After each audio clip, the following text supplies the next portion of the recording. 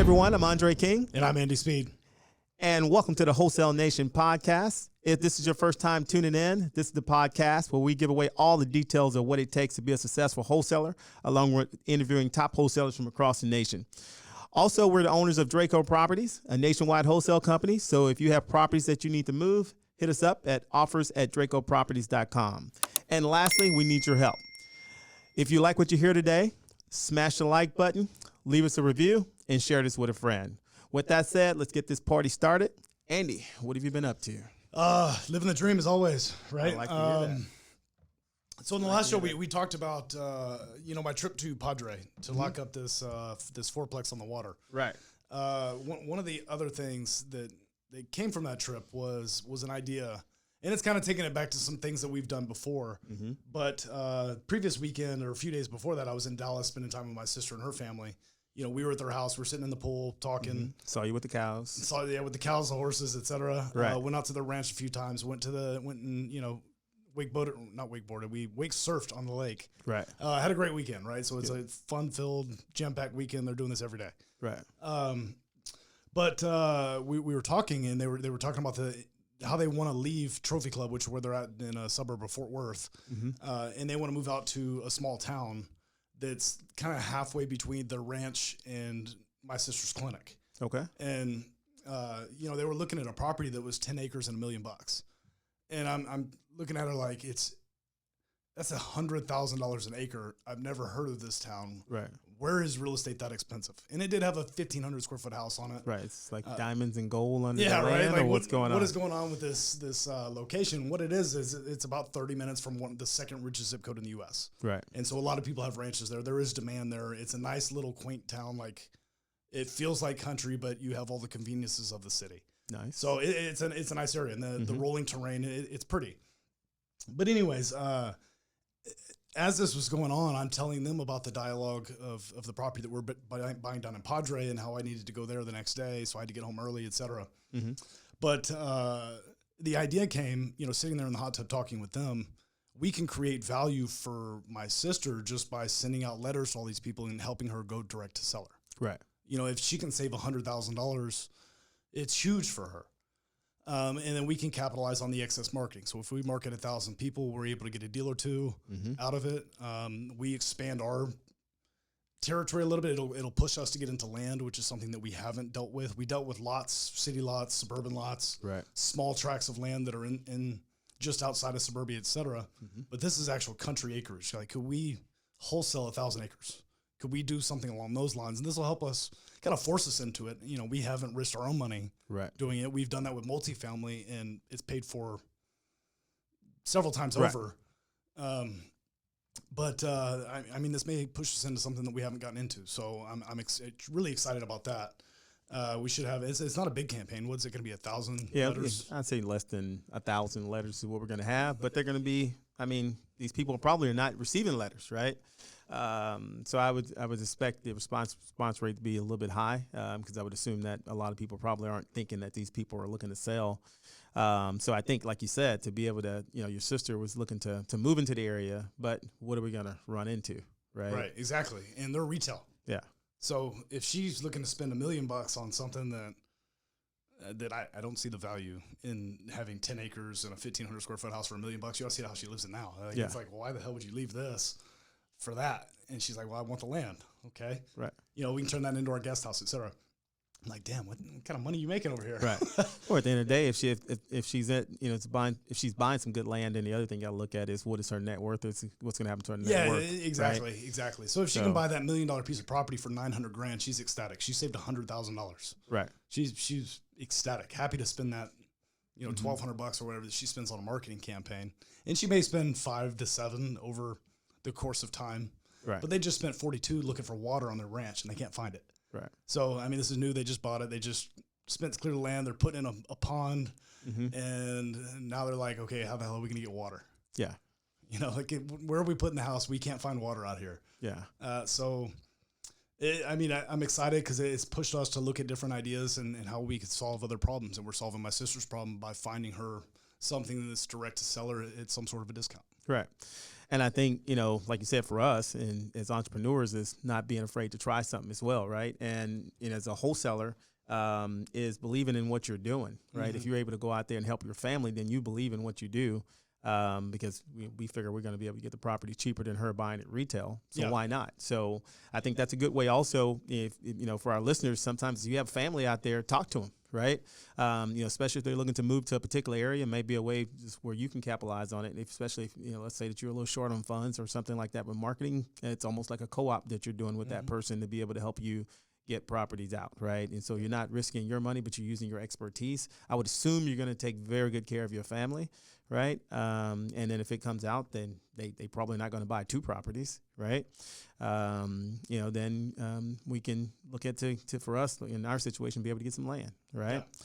Yeah. So that's cool, right? You want to always be trying stuff, always be learning, which brings us to the next thing. What have you been reading lately? I know we've been talking, and you've been quite the reader. The reader, yeah.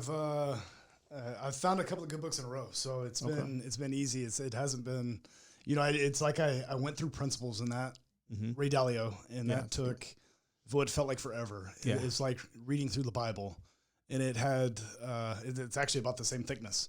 Yeah, it actually looks I would exactly say like it is. the Bible. Yeah, I started looking at it. It's about 500 plus pages, and you got to kind of break it down. It's jam packed full of information. So it was a tough read. I actually listened to that one while I read it to try to stay engaged in it, because I kept having to go back, and it was driving me nuts when I'm sitting there reading it, and I have to go back and reread it because I just read so much information. I'm like, huh? Yeah. But no, that was good.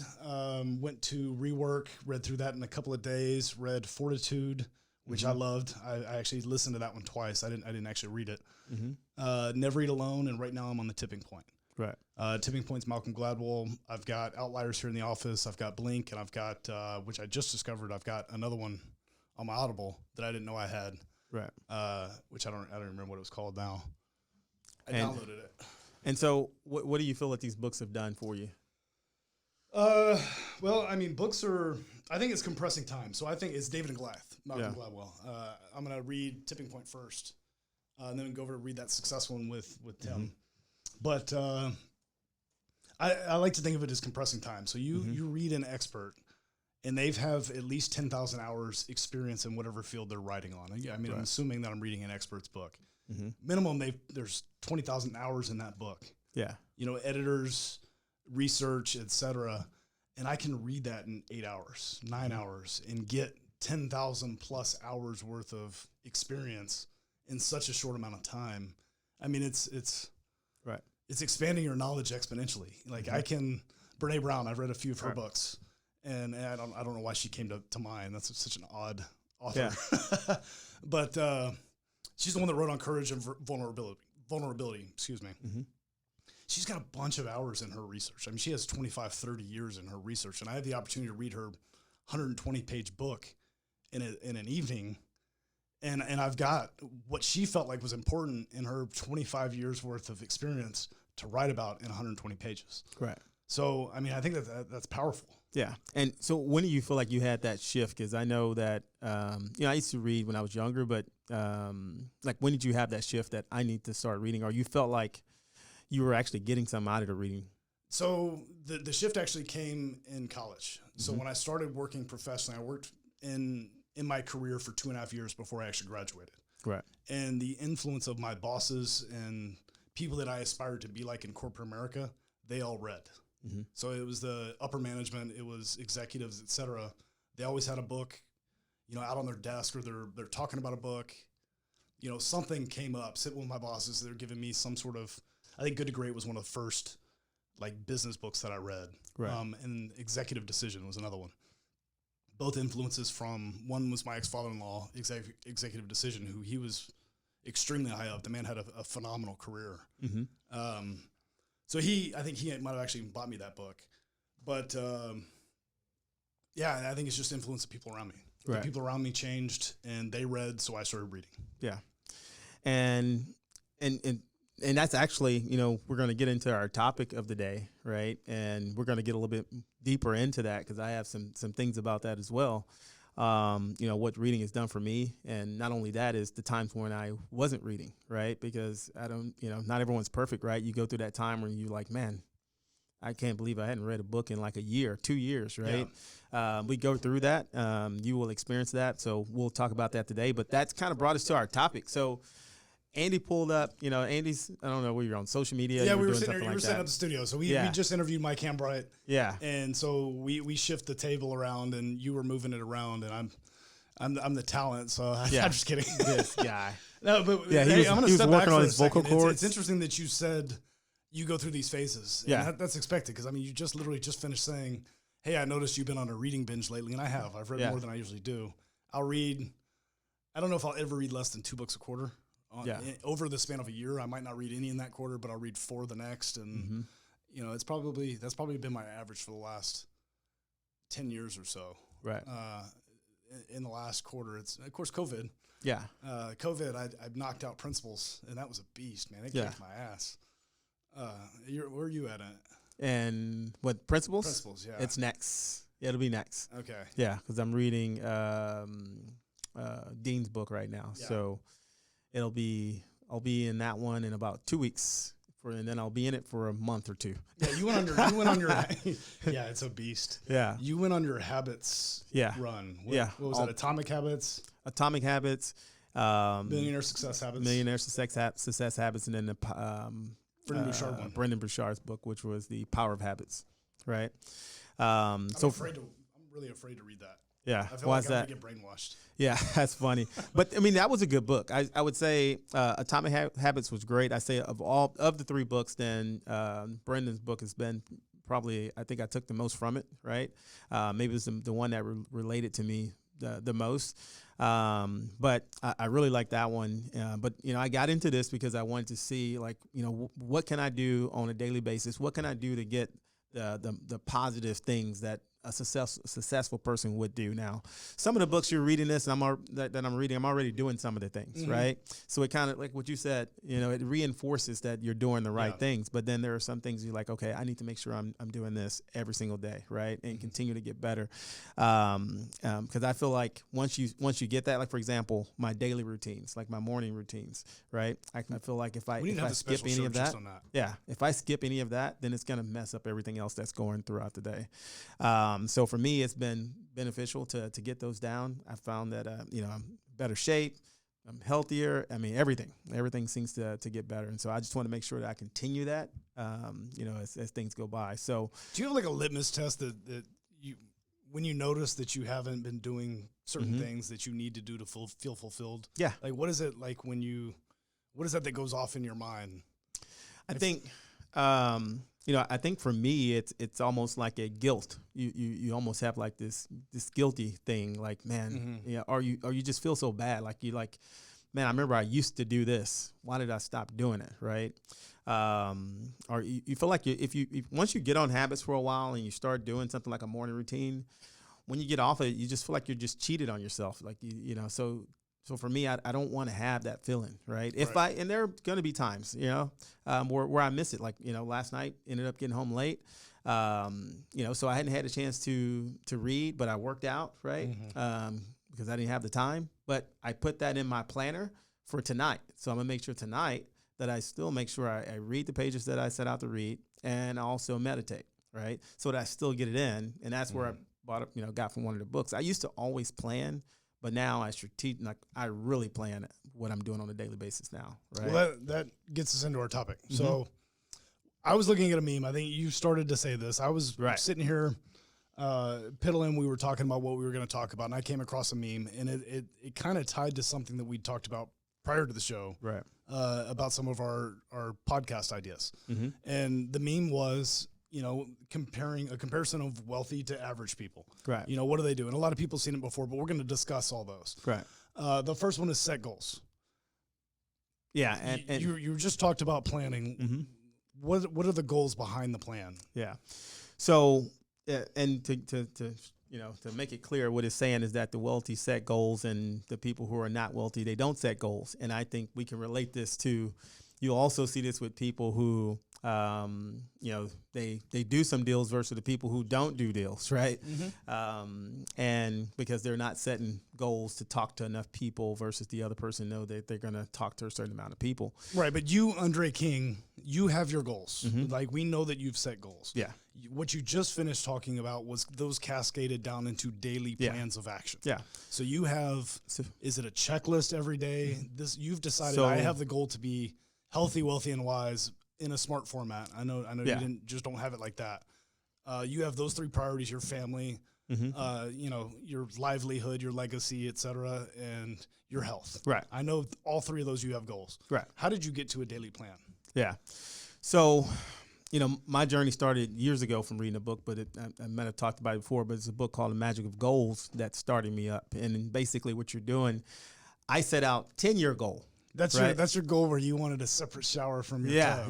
Yeah. So it was very selfish. You had selfish things, and then you start, what are the things that that you don't want on your list, right? And then you circle those things, right?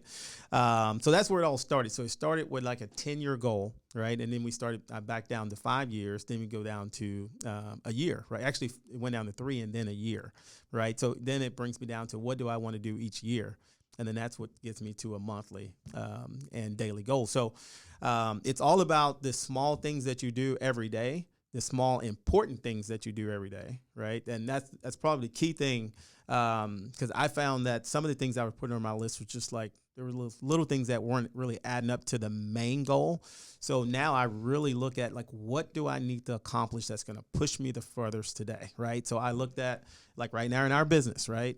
One of the things that we're having an issue with is in our dispositions, right? We have a bottleneck. How many properties did we count that we need to move right now? It was 17 plus 5, so 22. Right. 22 properties that we need to move, which is a good problem to have, but we'd rather see it in the bank account. And so, you know how much money 22 properties in Q makes us? Yes. $0, dude. Yeah. Yes, that's no good. I don't want any properties in Q. I'd rather sell 5 than have 17 sold, right? And so that's the biggest thing that I can work on. Yep. So that needs to be a part of my goals that I make sure I attack each day. What makes somebody wealthy that sets, like, somebody that sets goals is wealthy, somebody that doesn't is not? Like, what's the difference? Right. The person that is, like, not willing to set goals, I don't think they have direction. They don't have direction. They don't know where they want it to go. I think it also starts with, they don't know their purpose and their why. So that's just the other part. I would say that's probably the most important piece of the biggest difference between somebody that sets goals or somebody that's wealthy and somebody that doesn't, is they've at least internalized what they want out of life. Right. This person is just living life. This person says, I want this. This is how I need to go get it. Right. I mean, a lot of people set New Year's resolutions. Who actually goes after it? But you don't you don't get your New Year's resolution unless you set one. Right. It's guaranteed. You don't just willy-nilly, like, our DNA is not set to do more than we have to. Correct. Like, our body only does what it has to get better. So when you get stronger, you have to push to failure. You will never get stronger unless you're failing or putting your body under some sort of stress, resistance. Right. And I would say that that's probably why a person doesn't set a goal, is for that reason. And if you don't know, it's hard. Yeah. If you don't know, then the first thing you need to do is discover who you are and what your purpose and what your why is. And so I can give you a little quick tool or quick nugget to be able to help you with that. Is first of all, you need someone else to be able to help you with it. You can do it by yourself, but you need to do what's called the 7 levels of why, right? And it's just basically, you start off with, Damn, you're going 7. We call it the 5 whys. Yeah, it's the 7 levels of why. And the key is that you have to get to number 7. It feels like the thing is, you don't really get deep until you get to 7, right? So you just basically, the other person across me is like, it could be something small. Like, why do you want to lose weight, right? You say, well, I want to get healthier. Okay, great. So you want to be able to get healthier, right? Why do you want to be healthier? So why do you want to be healthier? There's 3 reasons. And you just keep going deep and deep and deep, and finally, and the true root cause. I don't want to die. The true root cause comes out to where you're almost emotional. You know that's the one that will drive you. That's what you set your goals around, right? Yeah. And then you start backing it up and say, okay, this is what I'm looking to do. Right. Then let me work backwards now and work goals around that. Yeah, you can solve those problems. You can't solve symptoms of a problem. Yeah. We used to have a saying in corporate. I had a saying. I guess nobody else really said it. Yeah. Never clean up the floor until you stop the bleeding. Right. But anyways, let's move on to it. So wealthy people, we talked on it in the intro. They're always learning. Mm-hmm. Average people think they know it all. Oh man, this is a big one for us, right? So we see this a lot, and in our meetup, when we're having our meetups, there are just some people, they come to our meetup, they want to learn, right? And you can tell that this person is just, they know it all, right? They telling you, like, they're literally, they've done 0 properties, right? And they come in and ask me a question, right? And if I was brand new and I had done 0 properties and I had somebody next to me that had sold at least 5 properties, I'm like, talk to me. I'm all ears, right? You've at least done it, right? But then, you have those people that they're just sitting there and they're just, you're telling them something, they're just like, no, they're just not listening to you. Yeah, very close-minded. Right, very close-minded. Why would you do that? I would do this, but they haven't done a deal. Right? Learning is uncomfortable. Yeah. Learning is not. I mean, it's interesting because we believed for the longest time that we had a fixed mind. Yeah. Like, you were born with whatever intelligence that you have, and it doesn't change. Right. Now we know science has proved that you can actually rewire your brain. Right. You can grow, you can change. So the Bible is technically right. I mean, Romans 12:2. You can actually change your brain and your thinking and connect different neurons, and it's like a muscle. Right. It's primarily fat, but it's like a muscle. You can grow it, you can, etc. Wealthy people don't watch TV. I posted something, right? I don't know where I posted. I think it was on Facebook. But it's the reason why Lamborghini doesn't do car commercials is because their customers don't watch TV. Right. How much TV have you watched in the last week? Like I said, I guess we didn't talk about it, but I think for me, yes, I may watch one show a month now, right? Like, and if one episode or one series, like you're watching Game of Thrones every month? No. Like, I may watch one movie, right, with the kids or something for the month. But most of the time, if I'm going to watch something, like right now, basketball's on, the playoffs on, I'm watching that. But even when I'm watching that, I'm learning. Like, I'm looking, but I'm like, I don't have to hear it everything, right? So I got the earphones in, I got YouTube on, I'm learning something at the same time, right? Mm-hmm. So I'm kind of double duty in it. So I would say for me, it's probably one movie a month is about all I get. You watch a lot less than I do. I'll probably binge watch 4 or 5 hours of TV once every 2 or 3 weeks. Right. And it used to be that I would do something comparable. I would put on a movie that I've seen 1,000 times that I don't need to watch so I can do other things. Yeah. But I've quit doing that now. So now I've kind of switched over, and this is very new. But I'm going to start listening to audiobooks that I could just listen to over and over again. That I want to memorize a lot of what they have to say. Mm-hmm. Success Principles is one of them. 15 Laws of Growth is another one. John Maxwell. Like right. I want to just ingrain that in my head because that's a hell of a lot better than Game of Thrones. Right. I don't know. I'll probably reserve some time for something like a Game of Thrones because I enjoyed the hell out of that series until season 7. Haven't seen it. It's a great show. And I don't feel bad for watching it because I enjoyed the hell out of it. Yeah. And I would say it's a lot easier right now, versus when I was younger, because you got things like YouTube, right? Yeah. So there's no excuse nowadays that, especially with wholesaling, you have podcasts like this, you have plenty of things on YouTube. For you to walk up to even Andy or myself and don't know like one thing about wholesaling, that could be classified as lazy, right? That's just point blank. That's lazy, right? Everything's free on YouTube. Learn it. We're saying that's what the wealthy do. Well, so get out there and learn. Always learning. And the other thing is the wealthy people are investing in their education. Yeah. So when you look at, and I noticed it, and I actually brought it to you, the wealthy people invest in their kids. Yeah. They're very, like, you are very attentive to your kids. You care about their development. You care about, like, helping them understand things emotionally, growing into young men. I don't remember what it was. Summer, my daughter's involved in everything. Like, she was in everything in school. Volunteered in the library. She did choir. She did, of course, volleyball, helped younger students. She did tutoring. Like, she did a lot of shit. Right. And we went and they had a little choir concert, and I'm looking at all the parents, and it was an incredibly diverse group of kids that were there singing. Right. But all the parents were there. And it's like, I wonder what this program looks like in a school where the parents aren't supportive. Right. But wealthy people invest in their kids. They're always learning. Like, we've spent so much money on education. Right. my brother and I both had college degrees, and when we started in this business, we cut $60,000 in education funds because we value that information. Correct. You know, it's the same thing. Like the next point is wealthy people read daily versus poor people crave entertainment. We kind of touched on that, but it's a very different mindset between the two. Yeah. Yeah, I would agree. You know, and we were talking about it in the beginning. You know, I started at a young age, so I like 19, 20 years old. Started what? Reading, right? Okay. That was my first time because I was a person where I didn't really like reading, right? Writing and reading and all that stuff wasn't my thing in school. I didn't really like it. And matter of fact, I used to argue with the English teacher all the time, you know, because she would have a different interpretation.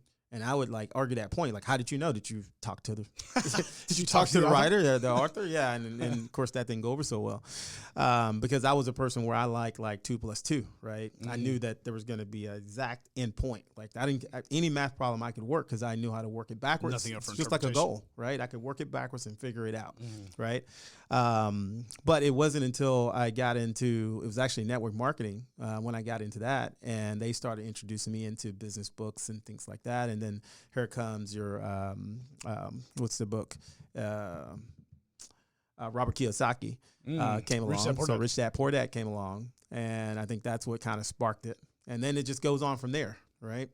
But over the course of the years, you know, I went through, I think for me, I went through like, you know, lulls in that as well. Like you go through a time when you're reading, you feel like you're growing, right? And then something happens, right? And, you know, for me, you know, maybe it was a job change or something like that. Life happened and you get off of that, right? And the time that I got off of that, it's just like, you know, just like you've quit watering like a plant, like our little dead plant in here, right? It's like you quit watering it. You just kind of you just kind of you get stagnant. Yeah, you kind of feel dumb, right? Yeah, you don't, you know, and what happens is, you know, for those who are a little bit older, you realize that years will go by, and you're like, damn, man, when the last time I read a book, right? And then eventually something happens, and you shift back, and you'll get back into it. My thing now is to never get out of that, you know, from now till I turn 100,000 years old. That's pretty old. Yeah, I figured I didn't want to put a cutoff because I know there's some new technology coming out. But until I'm that old, I don't, you know, I want to make sure I'm always learning, right? Always be learning is what the thing is, because you can always grow. I don't feel like anybody is above growing. All right, the day you stop growing is the day you start dying. It's the way I look at it. So absolutely. And I've had not necessarily an Ed Milet moment where he had his midlife crisis where he's like deathly afraid of dying the same person he is today. But I have had kind of the recognition and realization that I don't want to be I don't want to stop playing. Yeah. Like I don't know at what point did we stop, like when we go home, quit playing and quit doing stuff. Like I watch my parents, and I love my parents. My parents are great people, but they have their routine and they do it every day. And then at the end of the day, they always end it with 2 hours worth of TV. Right. And I don't want to be like that. Like I'm definitely afraid of not playing. Like I want to be in a dodgeball league, and I want to go bike riding and canoeing and kayaking and mountain biking and stuff like that. Like what the hell? Like why did people get stagnant? And like, why do we get so comfortable that we quit playing, quit growing, quit? Like you're not the same. I'm not the same person I was 5 years ago. I'm not the same person I was a year ago. Right. Sometimes that's for better, for worse. Yeah. But I'm always evolving. Yeah. And that's because you're, like, as we just talked about, number one, you're over here learning, right? And you're reading. So you're constantly growing. So you're looking at all the opportunities that you have around you and the things that you really want to do. When you stop doing those things is when you start to just be the person that comes home, you watch Wheel of Fortune. And that may be, because you don't know any different. That's I don't think that these like your parents don't hate their lives. They probably they love it. That's what they want. That's their release. Like they're happy to watch their 2 hours of TV at the end of the day. And it's like, yeah. And if did you work all day just so you could do that? Like what? Yeah, but that's if you don't if you don't have that why and that purpose figured out, then you could fall into that, because then they would say, well, why would I want to do that, right? And I just feel like that each one of us put on earth to go out there and do some amazing things, right? And, really show off the gifts that you have, and you should always be learning and getting better, right? And then be able to give back, right? So, so at that point, you just can't stop learning, right? All right. So our fourth, wealthy people talk about ideas. Average people talk about people. Yeah. Yeah. What do you like? I agree with it wholeheartedly, because talking about ideas is how you solve problems and how you get the most and serve people. Yeah. Talking about people is just gossip, and you're pointing out somebody else's flaws and you're forgetting your own. Yeah. Yeah. I think that one's pretty self-explanatory. So yeah, I agree. Again, it's always going to roll back into what are they putting into their bodies? What are what are their goals? What are they learning? Because what happens is that starts to spark the ideas. You start seeing things differently through different lenses. You start seeing problems that are going on. You're like, I can fix that problem, right? And that's where business ideas and things start coming from. And you start having you start getting excited again because you want to work on something. Well, yeah, you're challenging the status quo. Yeah.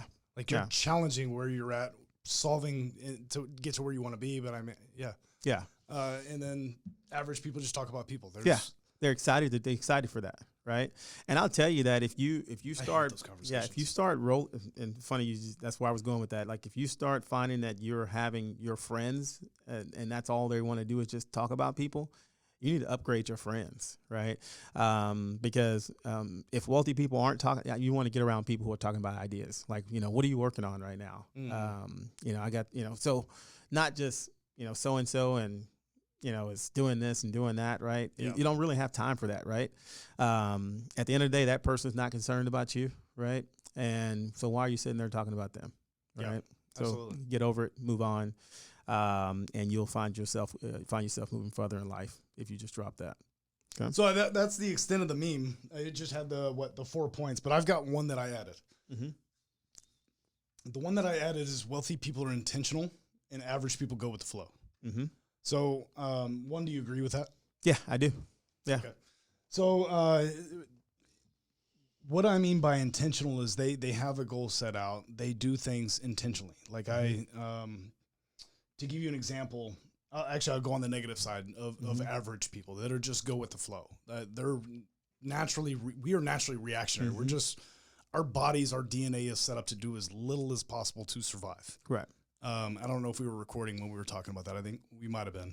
I can remember. But anyways, we will go with the flow. If average people go with the flow, there's no challenging the status quo. There's no pushing to the next level.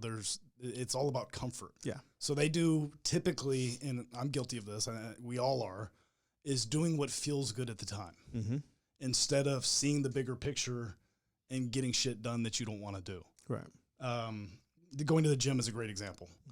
That first 30 days while you're building the habit, and it probably ties into a lot of the books that you've read recently. That first 30 days is sometimes painful. Yeah. In my case, I overdo it some, and then I miss a day, and I physically can't go anymore.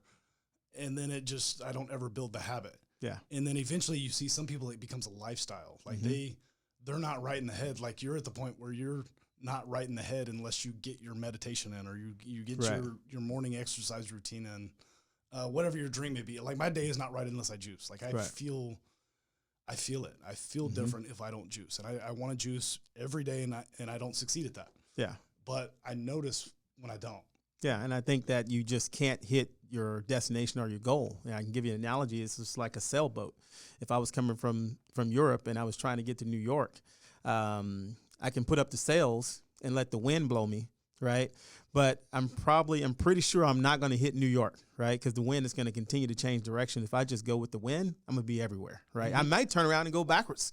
I might be back in Europe, but go halfway, and then the wind change direction and send me back, right? But you have to be the person to get out there and direct and move that sailboat, move it so it continues to go in the right direction, right? So you have to be intentionally hit that. What an interesting analogy. Are you a sailor? Have you ever sailed? No, I haven't. I've never sailed. Okay. I was like, you know what? I guess that makes sense. The wind doesn't go just straight one direction. You gotta adjust with it. You have to adjust to catch the wind so it can take you in the direction you want to go. I've never been on a sailboat. Yeah. But that makes a lot of sense. Yeah. If not, you just be going backwards and going in circles, right?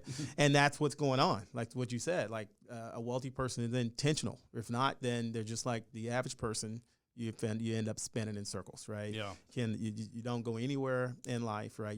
And then what happens is you get a habit of that. That's where your habit comes in. Your habit is you are a person that goes in circles, right? And then eventually you start giving up, and then you just let life happen. Yeah. Right. Yeah, and wealthy people being intentional, it's incredibly intentional with their time. Of all the like truly wealthy people that you and I have rubbed elbows with together, that we've gotten to know, they guard their time. I mean, that's one across the board. Every single one of them will guard who they talk to. Yeah.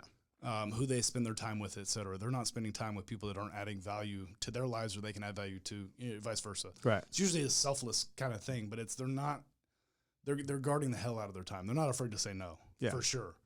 And that's something that I've struggled with, being afraid to say no to things that feel good or that I want to do. In that balance of we've talked about guilt and whatnot in the past. Managing that has been an interesting go for sure.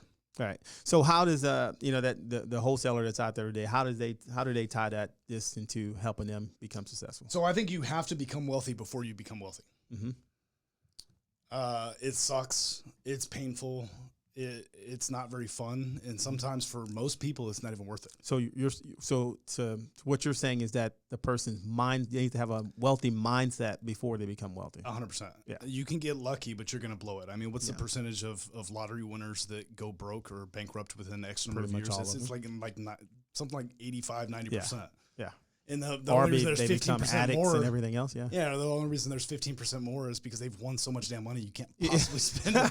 Like, you win $400 million, that's gonna be tough to be broke in 10 years. Yeah, and it's gonna be very hard. I mean, it's possible. Yeah, but absolutely. I think there is a lot of truth in having to become a millionaire before you become a millionaire. Yeah, and if you're not looking at that personal growth, then I mean, you're gonna have a hell of a journey. Yeah.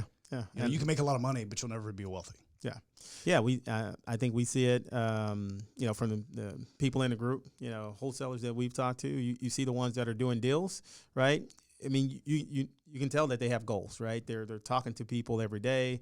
They're calling you, asking you about a particular deal, but they're doing everything. They have the intentions correctly, but they're making sure that they're getting better. They're learning. They're doing things like showing up to your Friday call. By the way, if you hadn't checked out the Friday call, what time is your call every Friday? 2:00 Central Standard. So 2:00.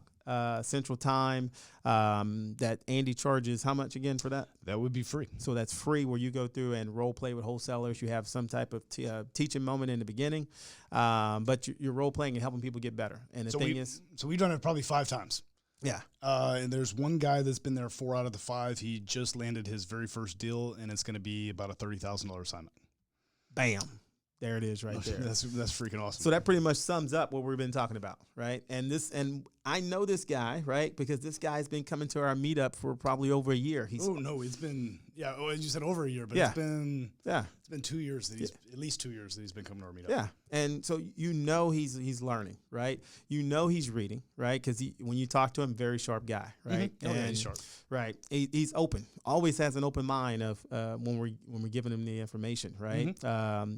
And the reason why you can tell that he's a person that is a person that likes to learn, a person that does read, is that it's not that he's a person that's a know-it-all.